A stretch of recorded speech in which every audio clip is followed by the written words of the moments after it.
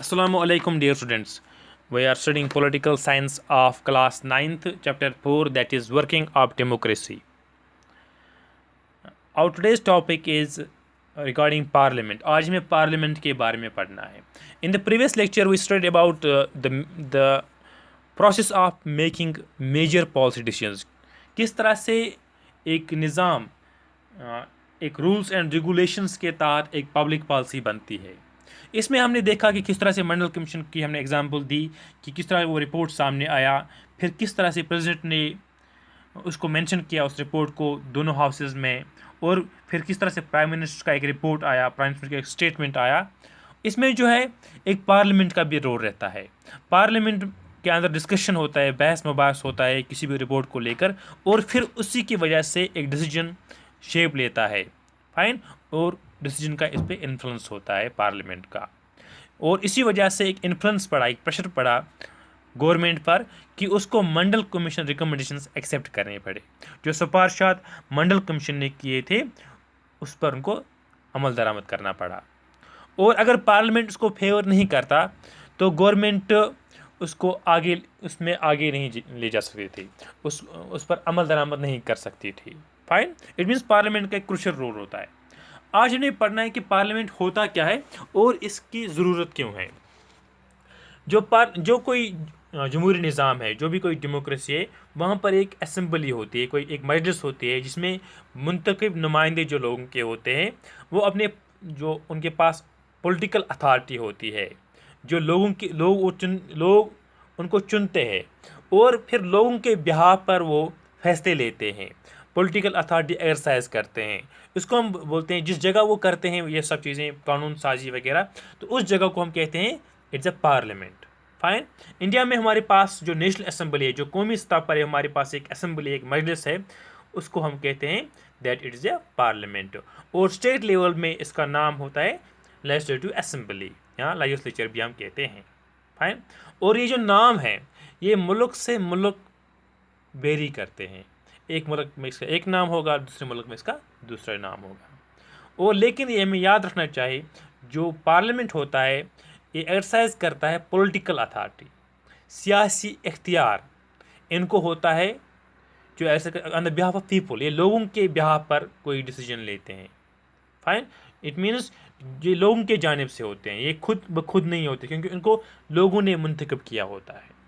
इसके बाद हम देखेंगे कि किस तरीके से लोगों के बिहाफ पर ये पार्लियामेंट पावर एक्सरसाइज करते हैं, किन तरीक़ों से, वो हम देखेंगे.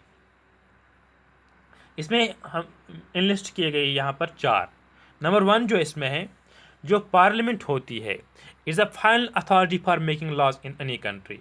जो कोई मुल्क होगा उसमें जो हतमी इख्तियार होता है कानून साजी का, कानून बनाने का, वो पार्लियामेंट के पास रहता है.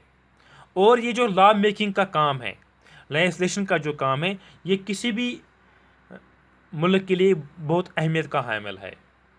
फाइन. इसी वजह से उनको लेजिस्लेचर्स भी कहा जाता है. जो लॉ मेकिंग है we call this law making words as legislatures. और जो कोई पार्लियामेंट होगा दुनिया भर में, इनका काम किया जाता है कानून बनाना, टू मेक न्यू लॉज, और चेंज एग्जिस्टिंग लॉ, जो कानून एग्जिस्ट कर रहे होंगे उनको तब्दील करना, अमेंडमेंट करना, और एबॉलिश करना एग्जिस्टिंग लॉज को. जो कानून एग्जिस्ट कर रहे होते हैं उनको ख़त्म भी कर सकते हैं और उनकी जगह नए कानून भी बना सकते हैं. ये पार्लियामेंट के पास ये ताकत होता है लॉ मेकिंग का. फाइन. एंड नंबर 2 इज़, जो पार्लियामेंट होता है वो कंट्रोल करता है गवर्नमेंट को. जो भी गवर्नमेंट में मेंबर्स होते हैं पार्लियामेंट में, जैसे प्राइम मिनिस्टर होगा, उसी काउंसिल ऑफ मिनिस्टर्स हो गए, तो उनको कंट्रोल कौन करता है? उनको कंट्रोल करता है पार्लियामेंट. फाइन. और कुछ ममालिक में, जैसे हम इंडिया की बात करेंगे, यहाँ पर ये जो कंट्रोल है पार्लियामेंट का गवर्नमेंट पर, एक तो डायरेक्ट है, and number 2 it's full. It means fully parliament he regulate करता है गवर्नमेंट को, उनको कंट्रोल में रखता है, इनको पाबंद बनाता है. और जो गवर्नमेंट को चलाते हैं वो तब तक फैसले नहीं ले सकते जब तक कि उनके पास एक सपोर्ट ना हो पार्लियामेंट का. इट मीन्स कि उनको सपोर्ट वो इन्जॉय करनी चाहिए, full support of the parliament, तभी वो गवर्नमेंट चला सकते हैं, तभी वो कोई फैसला ले सकते हैं. नंबर 3, जो पार्लियामेंट होता है ये जो पैसों के जो मामलात होते हैं, मनी मैटर जो होते हैं, उनको कंट्रोल कौन करता है? पार्लियामेंट करता है। फाइन, वो तो गवर्नमेंट का काम होता है, लेकिन गवर्नमेंट को कौन कंट्रोल करता है? पार्लियामेंट। हम और कह सकते हैं कि गवर्नमेंट ही पैसों को कंट्रोल करता है। और ज़्यादातर ममालिक में क्या होता है, जो भी कोई पब्लिक मनी होगी, जो लोगों का पैसा होगा, जो आवामी पैसा होगा, उनको वो सेपरेट नहीं कर सकते हैं गवर्नमेंट, जब तक पार्लियामेंट उनको मंजूरी दे, जब तक पार्लियामेंट उनको सैंक्शन ना करे। एंड नंबर 4 इज़, ये जो पार्लियामेंट होता है, it's a highest form of political discussion. ये सबसे आला मरकज़ होता है बहस का, फाइन, डिस्कशन का, डिबेट्स का। और जो भी कोई नेशनल पॉलिसी बनती है, जैसे पिछले दिनों आई नेशनल पॉलिसी फॉर एजुकेशन, ये कौन बनाएगा? ये पार्लियामेंट बनाएगा।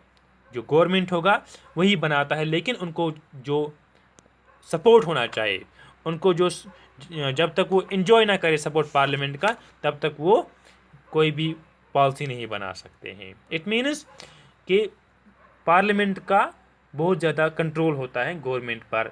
जो बहस होती है, वो डिबेट्स होते हैं, डिस्कशन होते हैं, नेशनल पॉलिसी बनाना किसी भी पब्लिक इशू को लेकर, तो वो कौन करता है? वो पार्लियामेंट करता है। फाइन।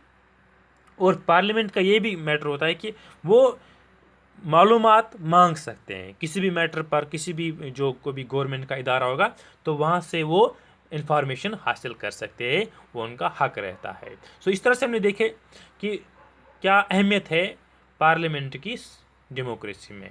हमने चार चार लिस्ट किया, जैसे मैंने कहा लॉ मेकिंग में है, और ये कंट्रोल करते हैं गवर्नमेंट को, पैसों के मामलात को ये कंट्रोल करते हैं, और ये हाइस्ट फॉर्म है पब्लिक डिस्कशन का, बहस मबास का, पब्लिक इश्यूज़ को लेकर, नेशनल पॉलिसी को लेकर, जो भी कोई बहस मबास होती है उसका सबसे बड़ा जो मरकज़ है, जो फोरम है, वो पार्लियामेंट है। So that's all for today. In the next lecture we will study about the two houses of parliament. Thank you very much.